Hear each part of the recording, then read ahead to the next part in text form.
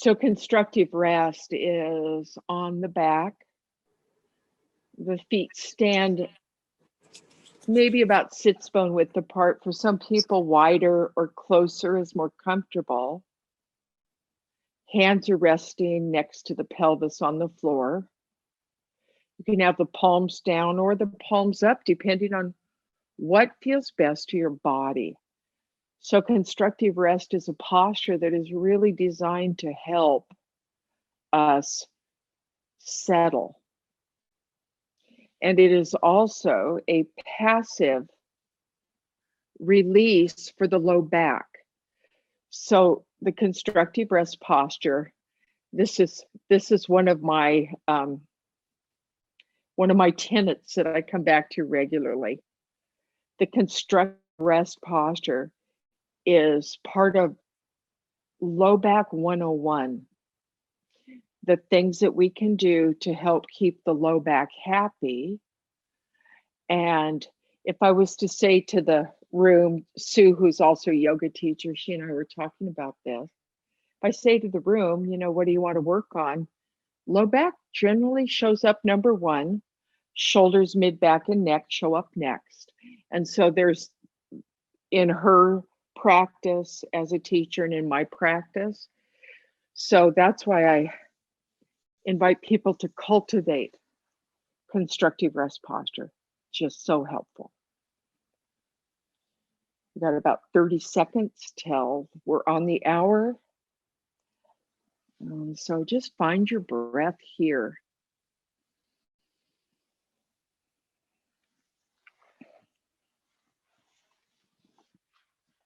And I'm coming onto the mat.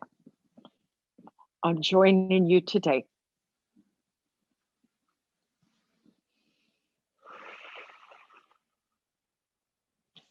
So gently notice how your breath moves in and out of your body.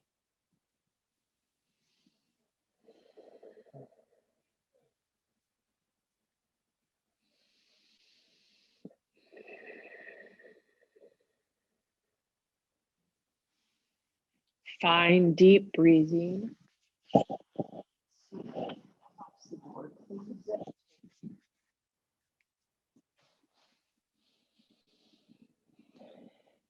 Now bring one hand to your low belly, and the other hand comes to the heart.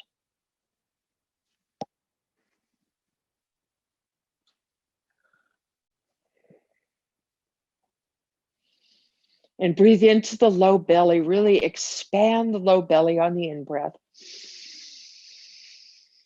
And then watch as it waves up to the heart.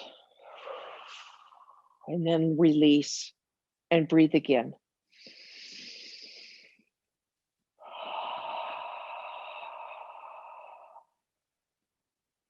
And then one more time.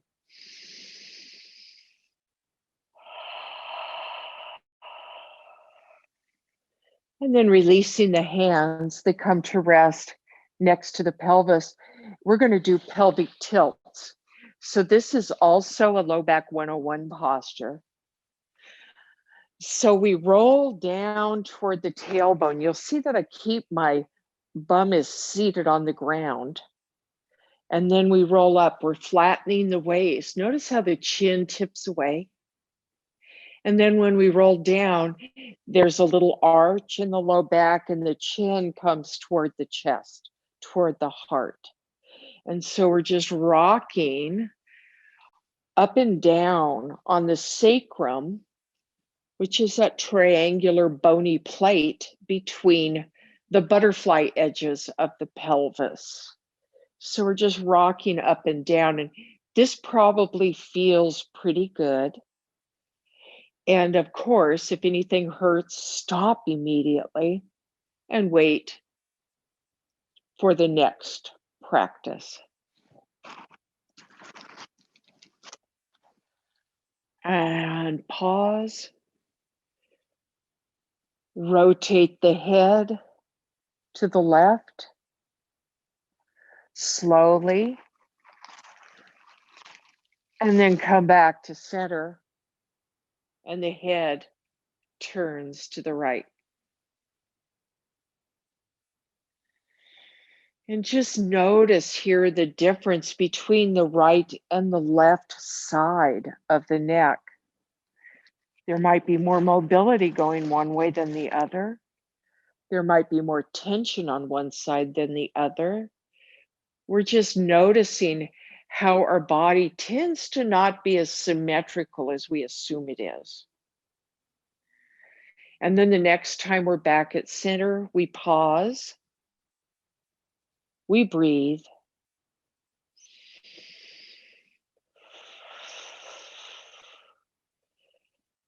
and now I'm going to invite you to turn your palms down if they're not there already. And we're going to walk our feet out as wide as the mat. Now, if having the palms down by the pelvis doesn't feel good, maybe float them up, shoulder height into a T, palms up. That feels better to me today. So why don't you come along with me? We got our arms shoulder height, palms up. We're good. Let's take the knees to the left side. And then we go back to center. So now we're rocking right and left across the pelvic bowl. So we did the up and down on the sacrum, and now we're going right and left. The other thing that this does is it moves our spine in multiple directions. When we go up and down, when we go right and left, we're actually warming up the spine. Let the head follow the knees. So when the knees come to the left side, the head's to the left side. And when the knees come to the right side, the head looks to the right. The next time we find ourselves on the left side, we're going to pause here and let the top leg, which would be the right leg, let it be heavy, because we're opening in the hip flexor and around the side of the pelvic bowl. Now, bring the attention to the inner edge of the right foot. Press there. It's going to lift the pelvis just a little bit. You might feel this going all the way up the inside of the thigh through the adductor muscles. And we're paused here. Our head continues to look to the left. And maybe there's a little bit more pressure and the pelvis lifts higher. There's no destination here. We're just opening this part of the body and saying good morning. In addition, we're rotating the spine again. Now we're going to come back to center. So take the pressure off of the foot. The head comes back. The pelvis comes back. Pause in the center. And now we're going to take this to the right side. A gentle twist, letting that left leg here be heavy. So the right leg may or may not be resting on the floor. If you want a little support, this is where a block helps. You could tuck that block underneath the outside leg. Our head is turned to the right. And now we bring our attention to the inner edge of the left foot.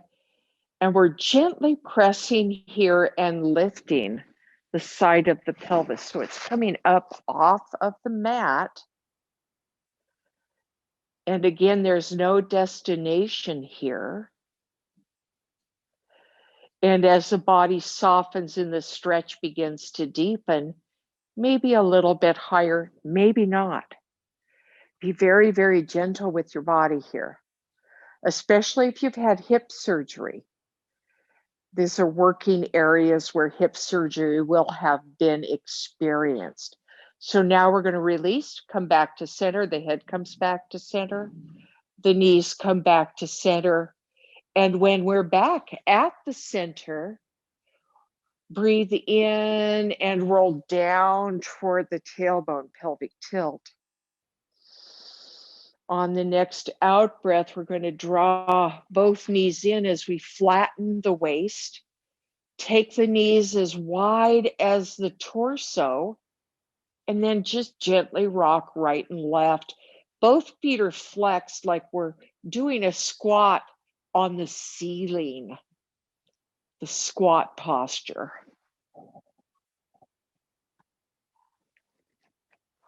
We're going to come back to center. Feet come back to the mat. We're in constructive rest again. It's like magic. Excellent. We're going to take that right hand now and we're going to cradle the back of the head, not the neck. We're up on the head. We're going to roll down toward the tailbone again, pelvic tilt. So the arch is in the low back, lifts up. And then on the out breath, we flatten the waist, we lift the left leg, and we take the right elbow toward the knee. No destination here. And then we slowly release back to the mat. Rock down toward the tailbone. Then flatten the waist on the out breath, lift again. Release, breathe in, and lift on the out breath. Release. And one more time, lift on the out breath. And we come back to neutral, release the hand. Switch sides, the left hand comes underneath the head. Again, not the neck, the head, the skull. Breathe in to roll down. And breathe out to flatten the waist and lift. Left elbow to right knee. On the next out breath, flatten the waist.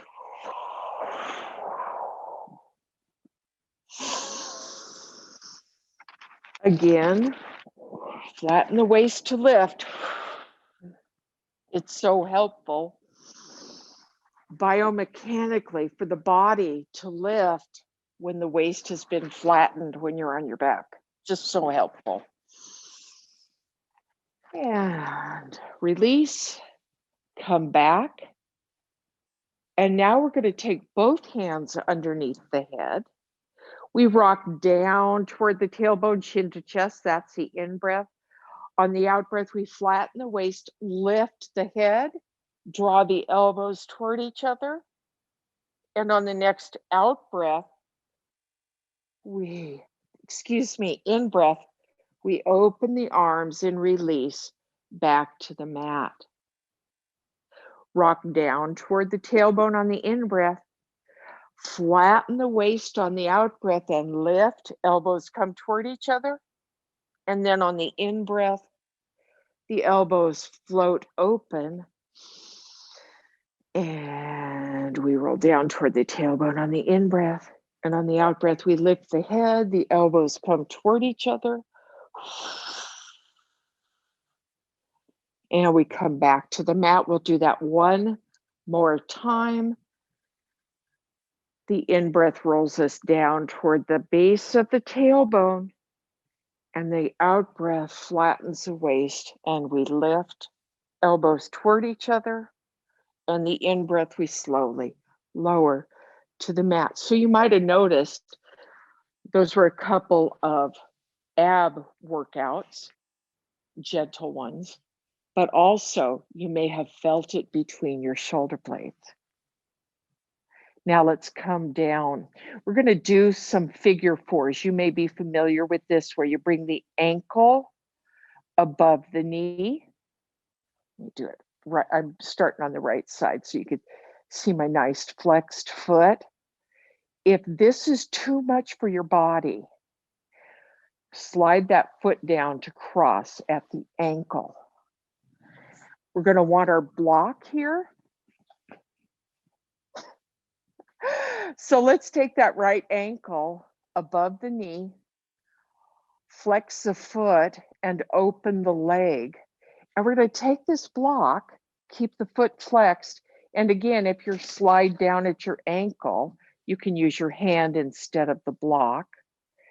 What we're going to do here is we're going to press the block into the thigh. And so the block can be at any direction that feels good to you. And start with gentle pressure. And as the body begins to soften, you could deepen the pressure just a little bit and allow yourself to just settle here and breathe.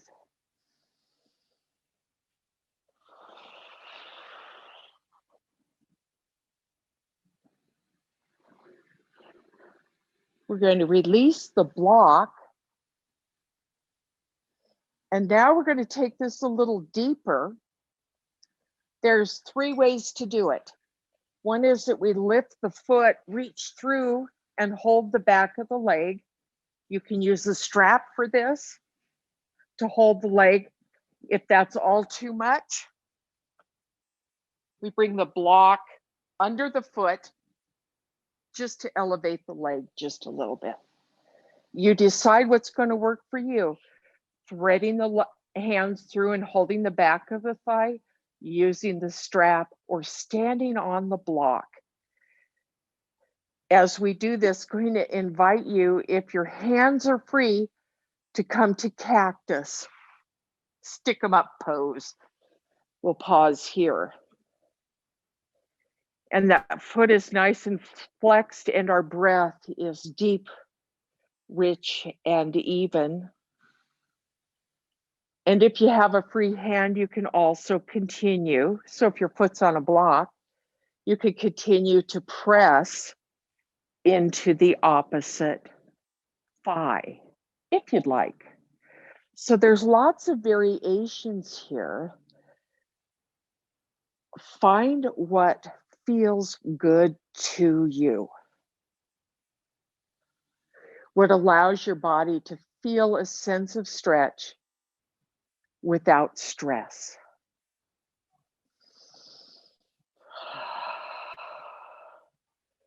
And then we're going to release that. And if you have a block under the foot, scoot it out of the way. We've got the left foot on the mat. Now we're going to drape the right knee over. So the knees are stacked near each other, and we're going to roll to the right side, just to the edge of the pelvic bowl.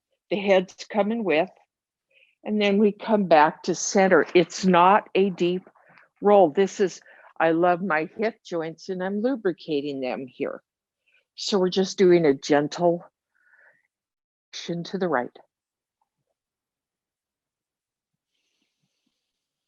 Breathing.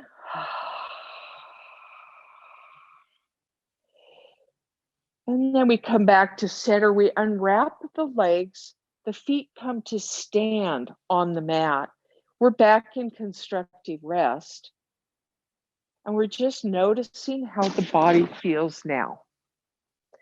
Follow your breath in and out for a few breath cycles.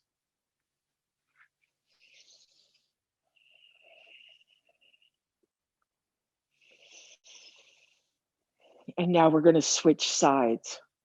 So now it's the left ankle, maybe it's crossed, and that allows the knee to fall open if you're crossing ankles. Slide it up and come ankle, left ankle above the right knee. Grab that block if you're doing it this way. And press into the thigh. Keep the foot flexed. And the breath moves deep, rich, and even.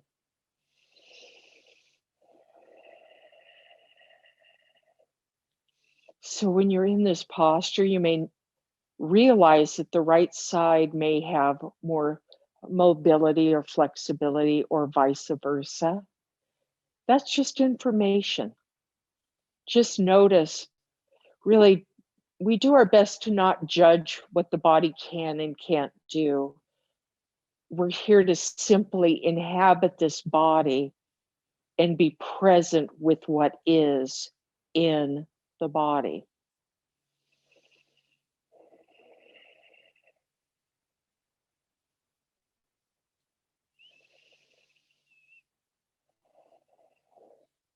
And now we're coming to a little bit deeper stretch. So the block can be underneath the right foot. Maybe you're going to be holding behind the right leg. Maybe you're going to use the strap to hold the leg up. Both feet stay flexed. If you're standing on the block, it's a natural flexion. If you're in the air doing the aerial work on the figure 4, it's going to be flexed feet. And if your foot is standing on the block, it's going to be easy to press that left thigh open a little bit. It's easier to do. Of course, if you're holding behind the leg, you can use the forearm to press the thigh away. Lots of options here. Find what works for you. Again, if getting the ankle above the knee is not pleasurable, it's simply crossing the ankles and allowing that left leg to fall open. You'll still get that stretch. It's just a different way to get it.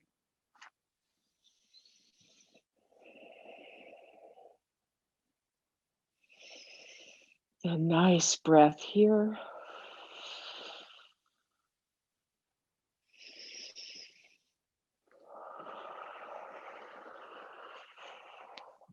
And one more big, beautiful breath.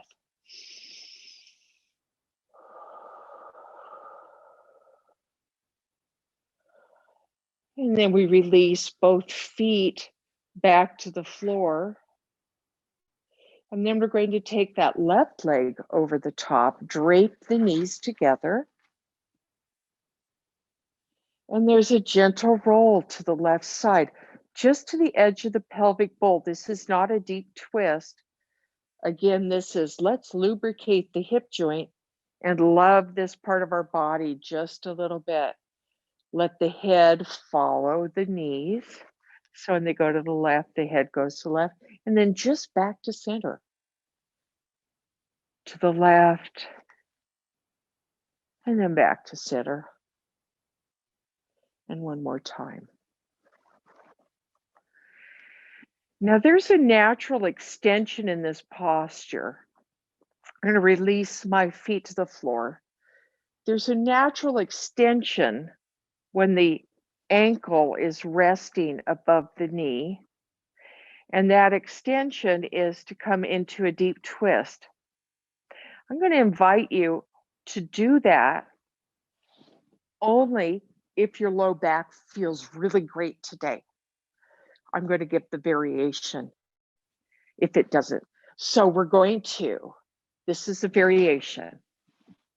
We bring the feet to touch, arms float out to T.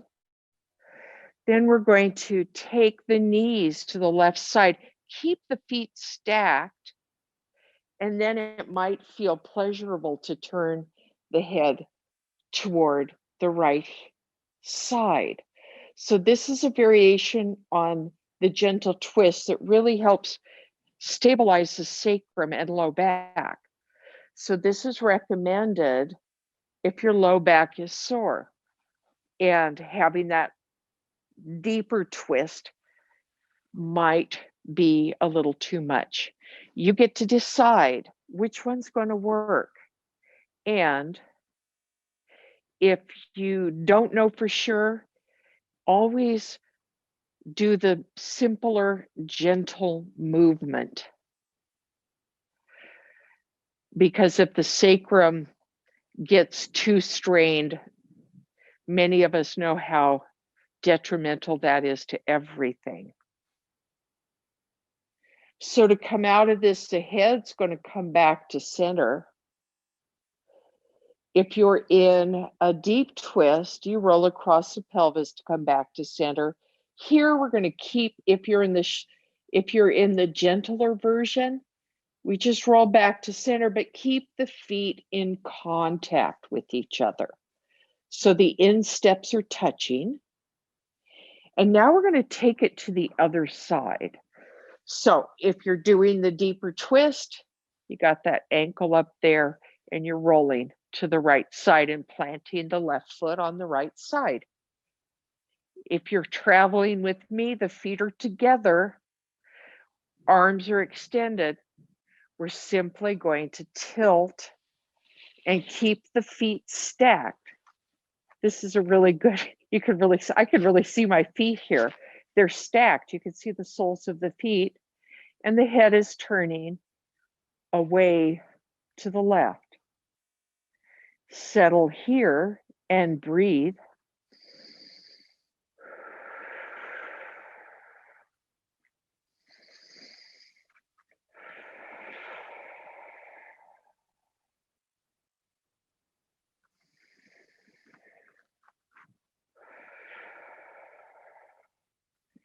And then the head comes back to center, and we gently roll back to center.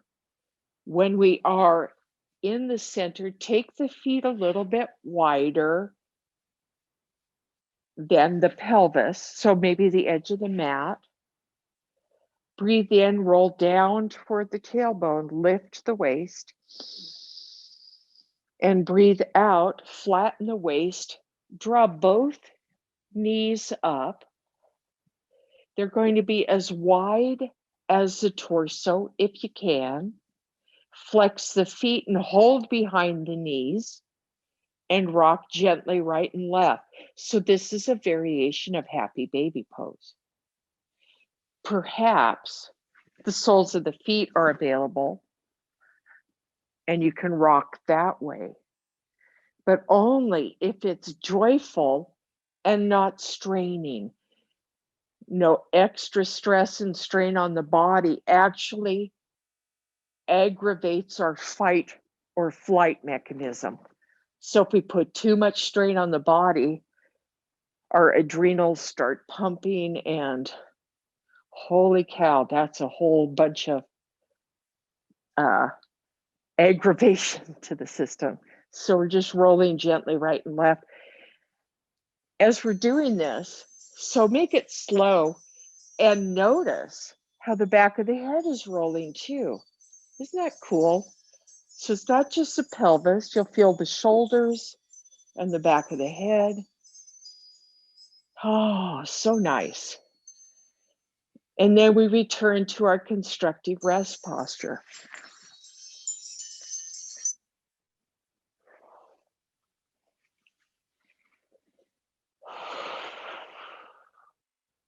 And we settle here with breath. And if it feels good, you could slide your legs out long. Let the feet fall open.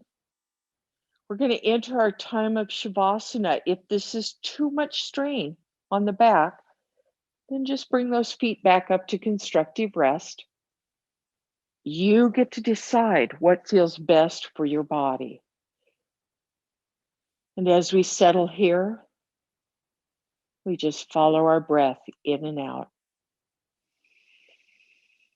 and rest.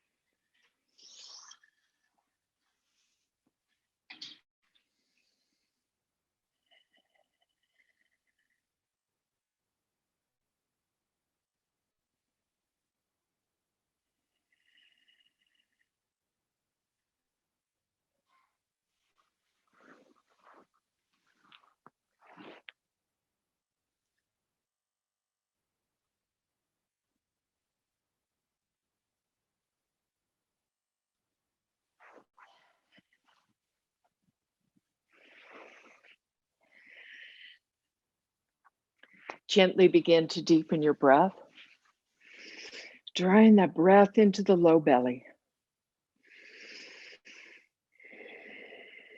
Find a stretch that feels really good in your body right now.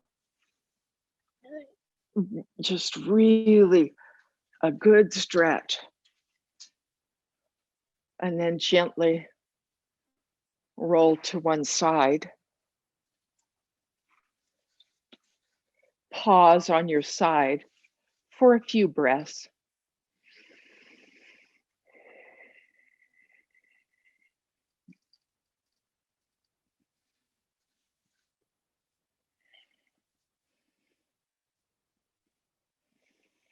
And then press yourself up gently to seated.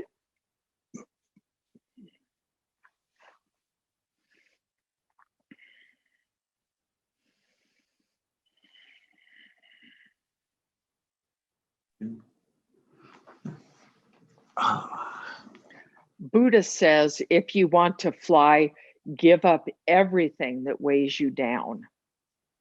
Wow. We're going to open our arms wide and we're going to gather all the blessings that already exist and we draw them in appreciation and gratitude into our hearts. And together we all say, Namaste. Namaste. So how do you feel now? How was that for you? Excellent. Good. I know, because you mentioned last time that you'd had hip surgery. And so some of those things are really so good for just getting that joint lubricated and functioning well. It's true. Excellent. And you could do it every day or variations of it, though I find for myself, I'm much better when I come to a yoga class than necessarily doing it every day myself. So I've had to train myself to be a little more active in my practice now that COVID has me not teaching 6 days a week in person. So anyone else want to share what that was like for them before we? It really loosened up my lower back. Oh, yeah. I can feel more movement in my lower back. Wonderful. Wonderful. Yay. I love that. Yay. Anyone else want to share before we ring off? I want to thank everyone for being here. You're welcome. Thank you. Thank you. I'll see everybody on Wednesday from my studio in Portland. Me and my little dog will see you on Wednesday. Love to you all. Bye for now. Bye-bye.